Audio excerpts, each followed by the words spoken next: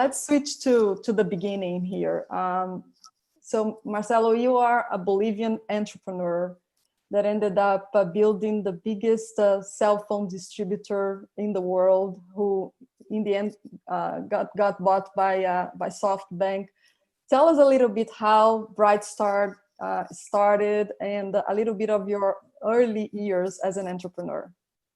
Yeah, I think Bright Start is the memories that I have of Bright Start, or what I like to share about Bright Start, is that there's no reason why a Latin entrepreneur cannot be number one in the world, right? I mean, I think, Bright Start is one of those few companies that, hey, they were started in Latin America, and, we became the largest in Latin America and the largest in the US, and 10 years later, we were the number one company in the world in our industry. And that to me was very important, because we wanted to prove that Latin entrepreneurs have the exact same, sometimes we have fears that we cannot compete globally, and there's no reason. I mean, I think we're as good or better than any other entrepreneur from any country in the world. So I'll leave that as Bright Start. Yes, it was a beautiful story that started from selling phones from the back of my car to eventually being present in 70 countries and $10 billion of sales and profitable and all that. But what I like to take to entrepreneurs is nothing has changed, right? Bright Start was in a place where first question we had to ask ourselves is the market large enough? And we were in the middle of the revolution of mobile phones. So therefore, the industry was enormous. Was Bright Start solving a real need? Absolutely. Supply chain was broken. And the reason why Bright Start became so successful is because we became the most advanced supply chain management company in the world in mobile services. And while the traditional way would have been, if you were a small retailer in Brazil, you would put an order to a manufacturer, it will take 60 to 90 days for you to get a phone. We fixed supply chain, so companies didn't even have to put in an order based on yesterday's sales. We will go ahead and deliver what their needs were for all the retail points of sale, and we're touching millions of points of sales a day. So we were doing the exact same thing, right? We're solving a big problem. We played in a big industry. We were using technology to do it, and when you do that and you do it in a responsible way, you're able to raise money, you're able to have hyper growth, and you're able to become a cash flow generator. So I would say that was a happy story for me, that it was a cycle from an idea. It started from a garage, then moved to a car. The car was my office, to eventually finding venture capital, private equity to give us the money that we needed to grow, and then replicating our business model. And when I look at some of the companies that we have invested today, it's exactly the same. They're solving, in Brazil, the fintech, the whole banking, there is a need for digital banking, for example. The market is enormous, right? Right. Entrepreneurs are growing and they have profitability as line of sight. Then, there's no reason why there shouldn't be other Bright Start that become, leaders in their countries. And then later on, they become leaders in their continent. I love when I see companies expand throughout Latin America. I love when I see some companies coming into the US, makes me excited. And then once you've conquered America, there's no reason why you cannot replicate that throughout the world like Bright Start did. So I utilize some of my Bright Start learnings to basically, replicate and talk to the incredible entrepreneurs that we have invested throughout Latin America. Yeah, and you bring a good point, Marcelo, which is what are the aspects that you look in companies when you decide to go for an investment? What are the things that you're looking for to decide whether this is a good bet or not? Yeah, first is the size of the market, right? I mean, you want to where they're playing, is their size, right? We're not interested in solving little problems. So is there a big size of a market for what you're doing? Secondly, are you really solving a need, a company need, or you're solving a customer need? Is there something that needs to be solved? For example, Uber's was solving a problem that was, imagine transportation. If you ever wanted to get a car to rent, you had to pay for 4 hours, or not, you had to take those taxis that you could never predict when they were around, they were dirty and all that. So they're solving a need. And then thirdly, and as important as the other two, is the quality of the entrepreneur. Because you make all these plans. Yes, we ask you, we're going to invest, give us your 3, 5, 10-year projections. But there's one thing that I know that's certain, is what you have planned is not going to happen exactly as you had planned. So you're looking for those entrepreneurs that have this incredible ability to be able to switch, to be able to turn left because the current was coming this way, have an incredible problem-solving ability, to have that resilience, to have that passion, for them to be hard workers. Because I always say, in order for you to be successful, you got to have a plan, you got to work hard, and you got to be passionate for what you do.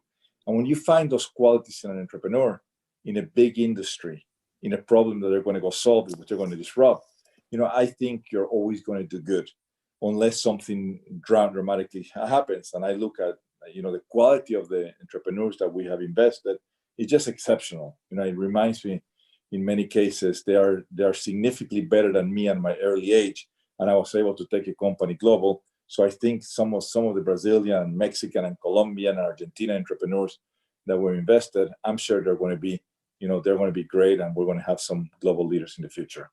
Yeah, there's no shortage of talent in Latin America. That's for sure. Sometimes we have more talent than the opportunity to really make this talent thrive, right? And we saw that, right? When we went to Latin America, and we saw that there were more talent, there were great companies, but there was such a scarcity of capital. Right. Because, venture capital came in and out, private equity came in and out. They got scared when the currency devaluated, or they got scared when we had the crisis, when Lula got there for a given point in time, or when, the different crises that we have experienced, and they come in and out. What makes SoftBank so different is, we have a multi-10-year plan. I mean, we have a 300-year plan, we have a 30-year plan, and we're in this for the long run. This is why, the company has over, $200 billion of net asset value.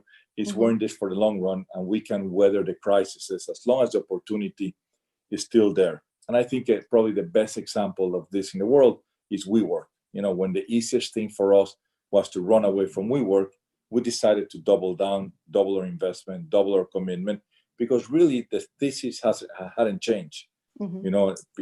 People need office space. Today, if you want to go rent a building, it's incredibly painful, tedious, take a long time. You're locked to long-term leases. And I say the same thing about Brazil, right? The opportunity hasn't changed. The size of the country hasn't changed. Yes, we might hit a hiccup, a little contraction on GDP for the next year. But guess what? It'll be the year after, it'll be back, and it'll be back stronger. So, we're investors for the long run, and we're there to support the companies we have invested. But I'm sure it wasn't easy to sell the idea to Massa in the first place, was it? So Latin America, it wasn't. And it wasn't because, not because he had anything about Latin America, but because it seems so remote, so foreign. Because when I talk about Brazil, I mean, he told me, look, I remember reading about the crisis, the 2008 global financial crisis, when the real lost 35%, the commodity bear market, where the currency lost 44%, during Lula's election in 2002, where it lost 38%. So I guess he was confused. But then when you show him, right, that for Uber, Rio and Sao Paulo were among the two most important cities, that Didi left China, the first expansion was to come into Brazil.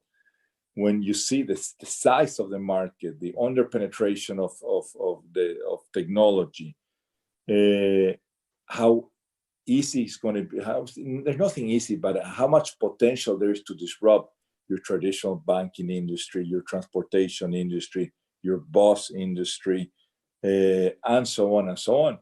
And then, there are some clear examples of some incredible Latin American companies. I mean, then we started looking at Mercado Libre, right?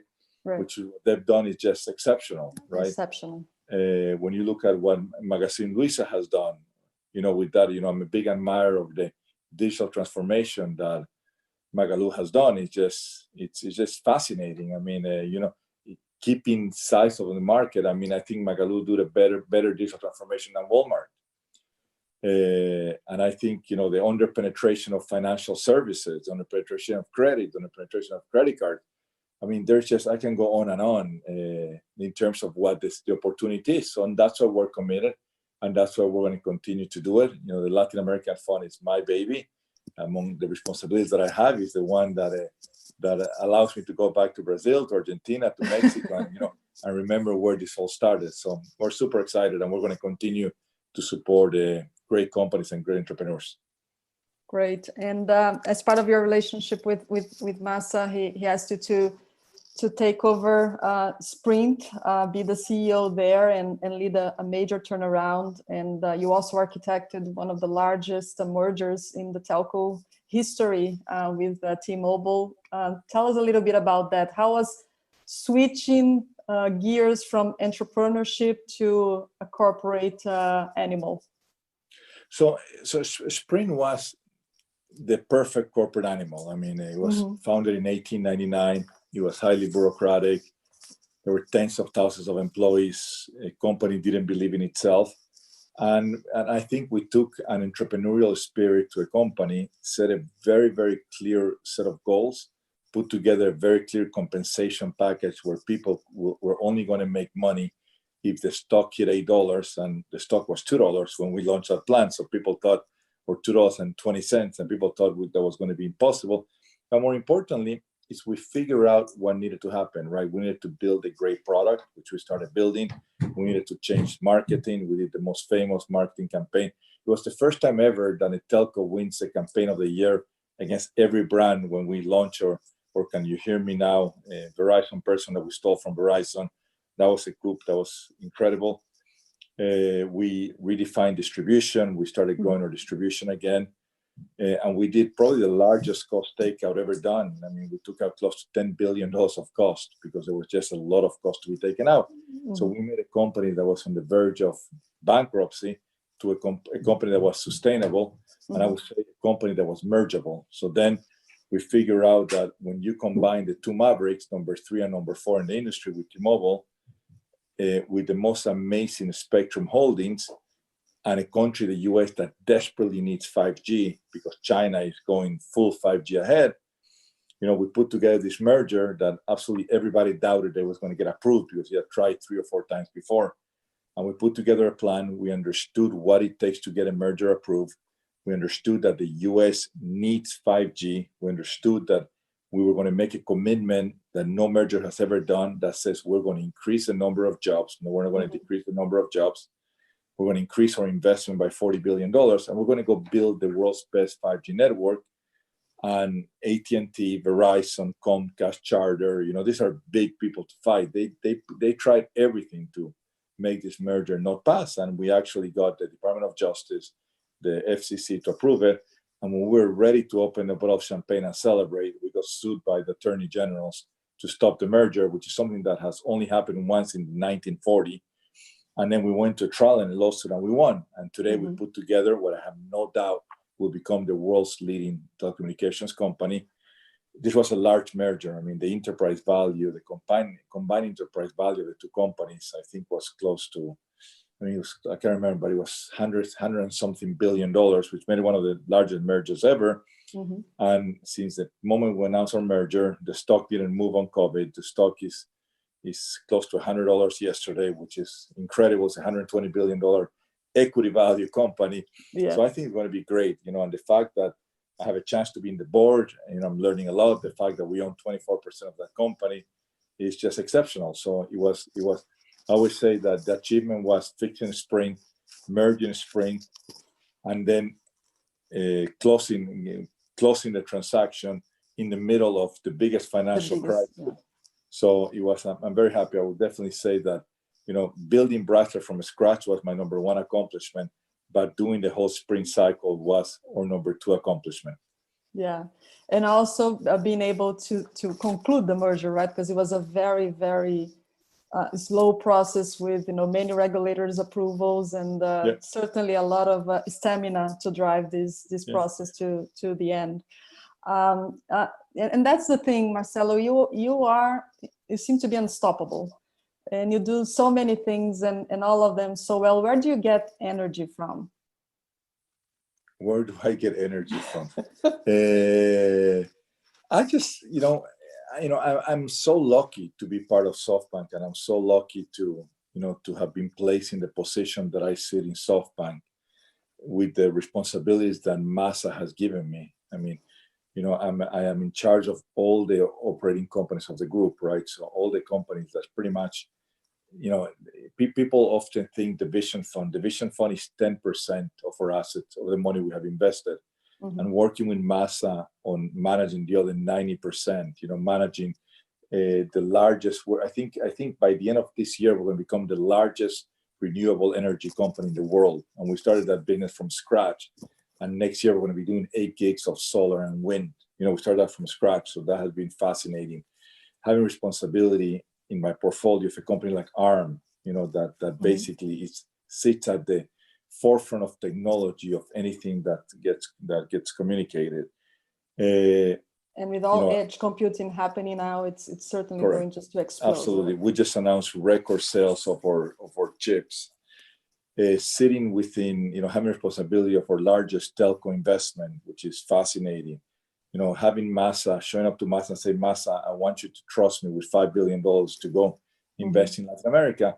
I said, when they give you this, and then being CEO of the group and managing all legal and all the back office and HR and all that, when somebody has given you so much responsibility and so much trust, I mean, it's like I have that responsibility that actually makes me work harder and with a bigger desire to continue to perform and do well.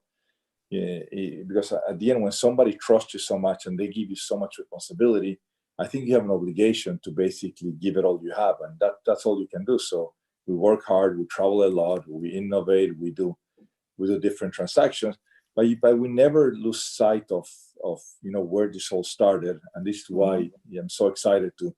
I had lost touch with Latin America when I went to Sprint. I moved to Kansas City.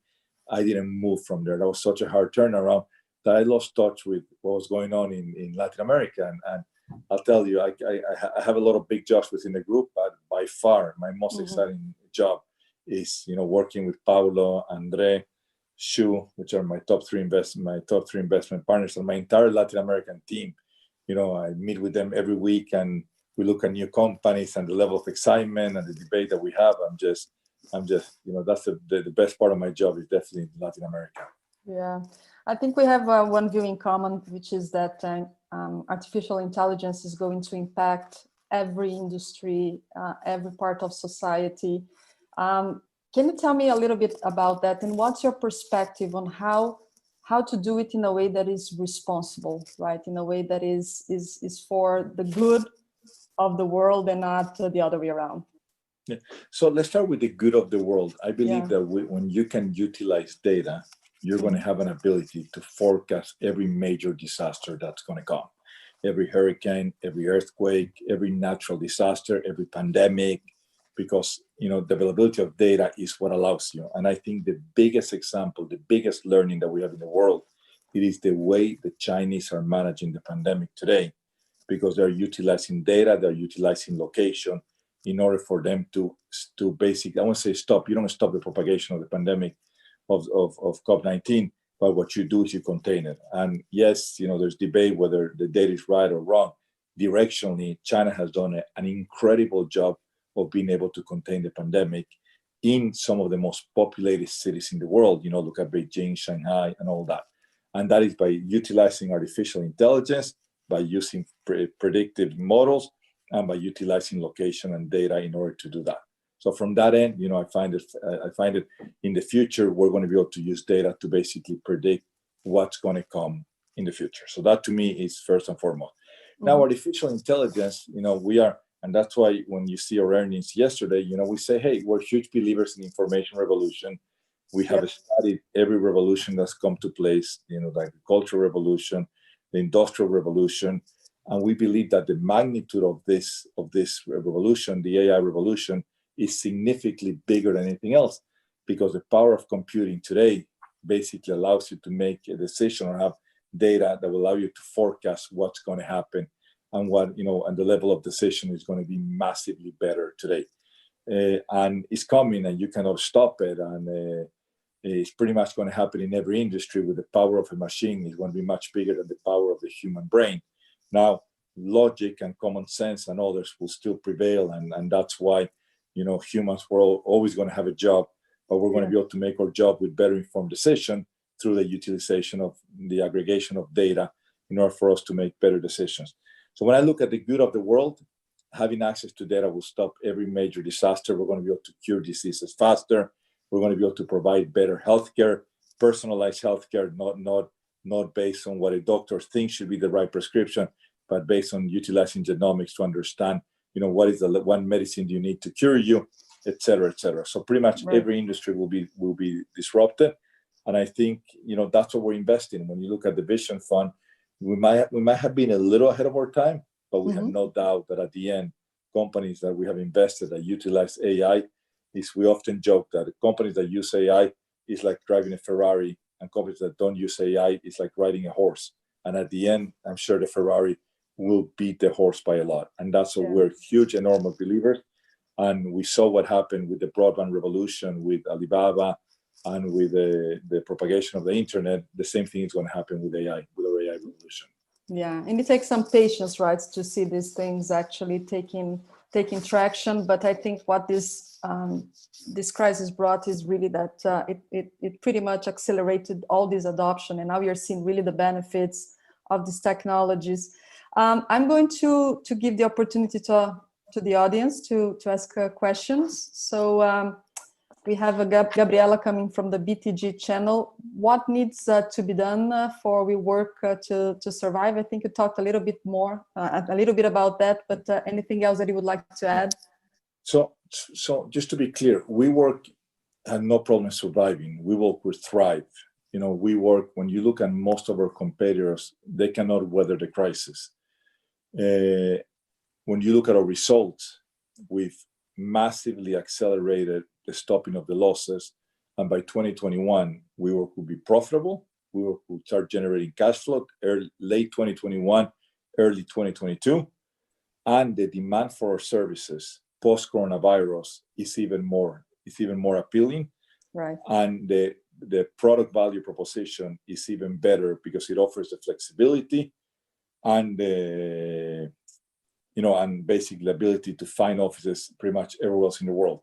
So I have no doubt that WeWork will be a great turnaround, and that WeWork will be, what it was supposed to be when it was first thought of.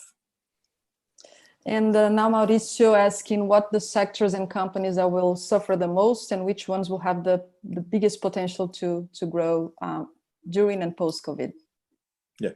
So unfortunately, in crises like this, businesses will suffer, right? I mean, we've seen and unfortunately, the small and medium businesses that don't have the ability to withstand the crisis, and that there's going to be a new model, is going to be difficult. I look at the hospitality industry, will be very difficult.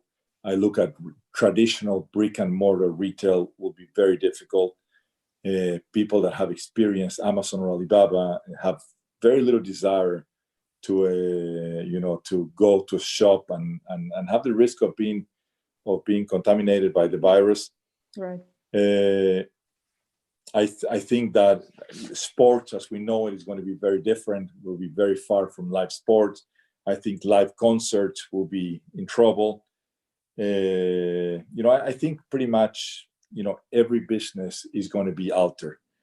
Now, I think the best way to think of it is, and this is fortunate or unfortunate, right? In this case, the stronger will get stronger, and the weaker, they will collapse fastest than they would have taken to collapse. So when you look at all these big box retail that are filing bankruptcy pretty much every week, we all knew, we had no doubt that eventually they were never going to survive. There was a huge debt, right? We knew that Amazon and e-commerce will eventually eliminate your traditional brick and mortar big box retail. And what this crisis has done, it has massively accelerated it. Okay. So, I mean, you're seeing bankruptcy filings pretty much every single week now of these big box retailers. But we knew that was going to happen. And what this crisis has done, it has massively accelerated that. Now, what is happening? What have we learned in certain companies, right? We've seen the companies that have the ability to provide you seamless virtual meetings like the one we're having today. Those companies are thriving. I think we've all learned that we can run our company, so we can run our division, or we can run many things without having to go to the office all the time. Yeah. So I think, the acceleration of the virtual meetings or utilization of Zoom to do meetings, that's never going to stop. At least I've learned how to conduct. That doesn't mean that we stop going to the office, but we might go to the office less, or we might not have those enormous corporate headquarters. We might have many WeWorks where companies give you pass for you to go have meetings and book conference rooms. So I look at that as companies that are going to continually grow. E-commerce is here to stay and massively accelerated. I was looking at a chart last week that the e-commerce penetration, and I don't know how it was defined, the amount of times that you buy something through e-commerce in the US, grown from April 19% of Americans to 27%. So think about it. It took us 30 years to go to 19, and it took us 1 month to go from 19 to 27%. So anything that's e-commerce is here to stay. And the reason why is because a lot of people that before didn't shop Amazon or didn't shop many other e-commerce players, today you're seeing it.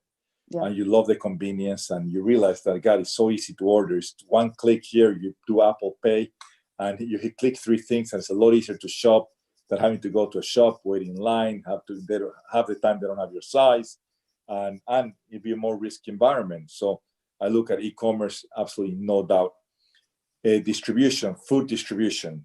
I mean, when I look at the numbers of our food delivery companies, they're going through the roof, right? I mean, for once we've learned that, hey, you can have high quality food delivered to your house, and really you don't want to cook. I mean, I think people that started ordering, food distribution, people that use the different food distribution companies, Uber Eats or Rappi, there's no reason why you would want to go to a restaurant today. Again, because you have higher risk to be contagious, because there's no reason to go there. So I think that food delivery is definitely going to be one that's going to stay.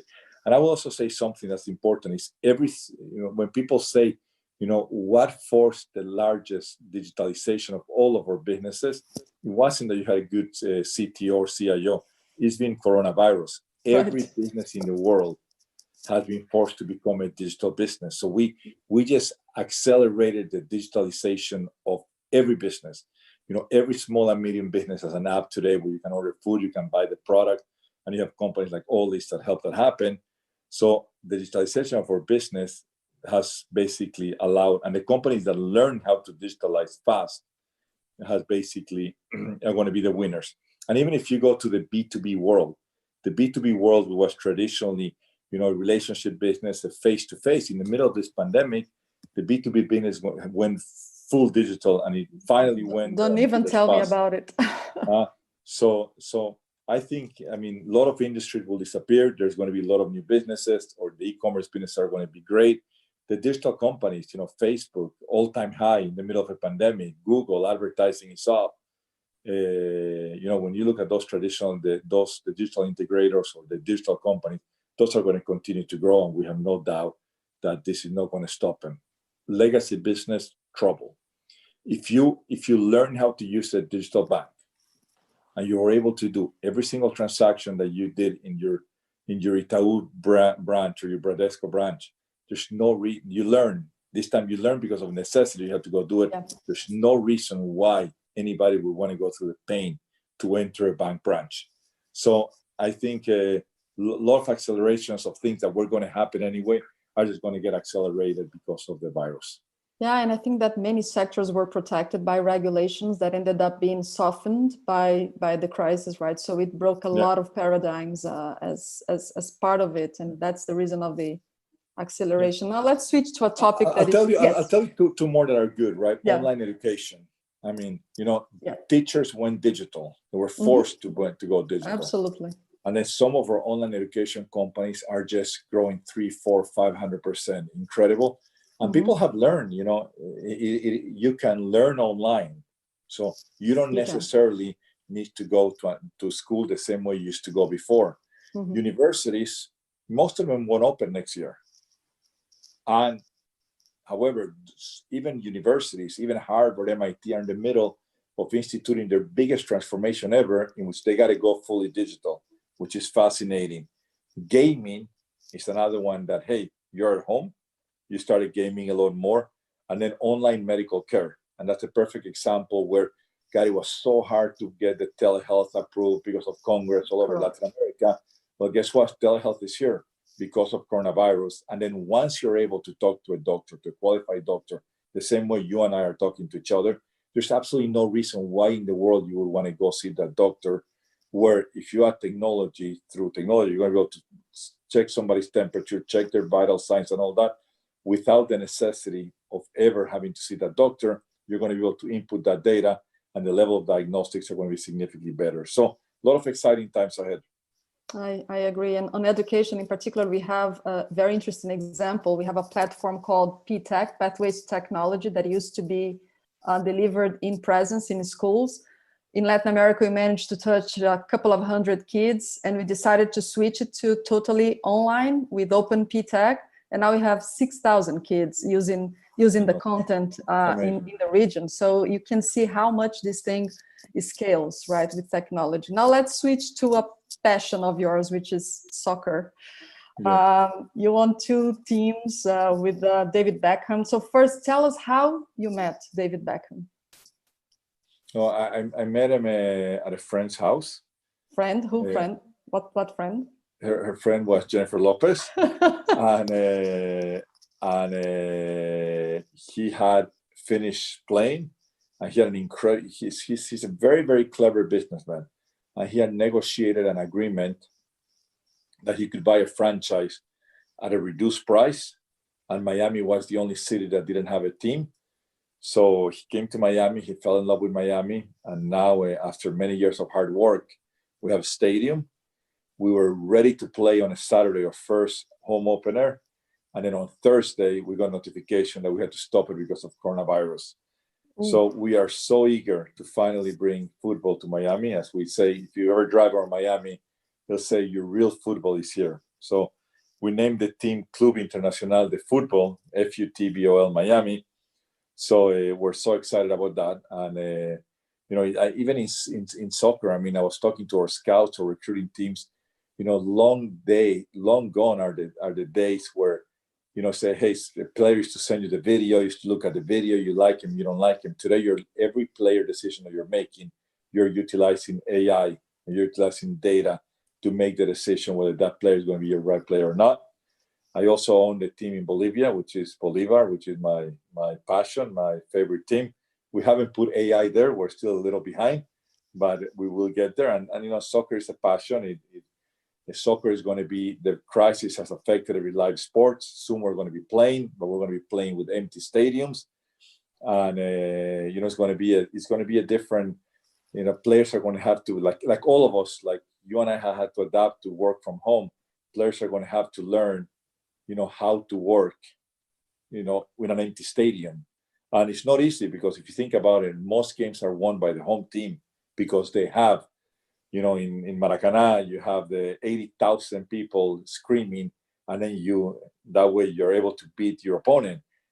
Think about it. We're going to take away that edge of the fans, and we're going to provide, this is what coronavirus is doing. So pretty much everything is going to be disrupted. And TV is going to be the big winner because live sports are going to be more valuable as there's going to be no competition. I don't see football going back with the spectators the normal way. We might open it up with social distancing and all that, but those packed stadiums are not going to be part of our lives in the foreseeable future. Yeah. So we're approaching the end here. So can we start the lightning round? What's the one quality that you have as an entrepreneur that you believed helped you grow? Just, big dreams. Everything's possible. This fascinating story, right, of making Bolivia playing in the World Cup, right? Yeah, that was big dreams. What we do every day is big dreams, and doing the merger was a big dream. Turning around Sprint was a big dream. WeWork, it's an enormous dream. So big dreams with a lot of passion, hard work, and clear plans. Usually, those things put together, they tend to work. What's your soccer team in Brazil? Flamengo. And no doubt. No doubt. No doubt. Anytime. Yeah, it was nice to see Flamengo play Bolivar. We beat Flamengo in La Paz, and Bolivar tied Flamengo in the Maracanã. So we got Flamengo out of the Taça Libertadores. It was real nice. But after that, but I love Flamengo. I love Flamengo because also one of our companies, Busser, has the big Flamengo here. So, and we love Busser. And I think once people start traveling again, they're going to disrupt the entire industry of transportation that is so poorly managed and so corrupt in Brazil. And what's the one word that you use to describe Brazil? Opportunity. It's the land of opportunity. That's so true. And with that, Marcelo, I'm just going to give you 1 minute to final comments, any final messages that you would like to deliver to the team here. No, first is thank you. Thank you to the team at Stanford and Brazil, Silicon Valley. It's a big dream. It's a big initiative. You're doing an incredible job of positioning Brazil to the world, and I applaud you for that. And this is why I'm a big supporter. And thank you for inviting me last year. Thank you for giving me the chance to speak to so many different people today. So keep on the hard work. To everybody, stay healthy. Stay safe. The more we learn about this is extremely serious, and I'm truly saddened what I'm seeing in Brazil in terms of the amount of death and all that. And make sure you push your politicians to take this thing serious, because there's too much to lose by not doing it. So thank you again. Thank you for being so kind, as for all your great questions, and I hope to meet you in person. The same here. And so to Marcelo, it was a big pleasure. It was really, really inspiring for all of us to hear you talking and your perspective on Brazil. It certainly fills us with hope to continue and to continue driving. I am going to say thank you to everybody that participated with us this afternoon for your questions. And now I'll turn over to Ana Clara to wrap us up. Thank you very much. Amazing. Well, thank you so much, Marcelo and Ana, for this great conversation. I'm sure our audience is leaving today inspired to become better leaders and excited for the future of innovation in Latin America. Before we leave, on behalf of the BSB team, I would like to apologize for our technical problems on YouTube. We're all still adapting to this new normal, but today's full conversation between Marcelo and Ana Paula will be available on our YouTube channel in both English and Portuguese.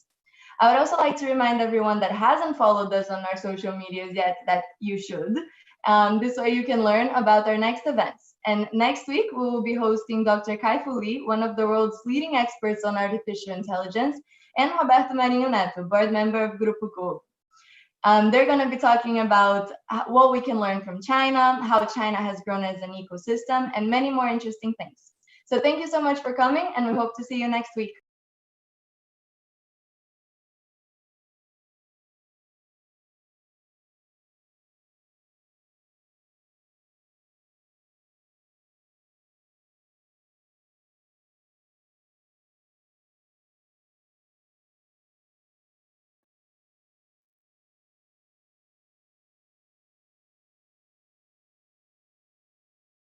A crise chegou. E agora? Agora você se informa, você pesquisa, você vê os números, você tenta ver o que vem amanhã. Agora você acompanha as lives e conteúdos diários do BTG Pactual, com grandes nomes do mercado sobre o agora. Disponíveis até para quem não é cliente. Acesse btgpactualdigital.com/lives.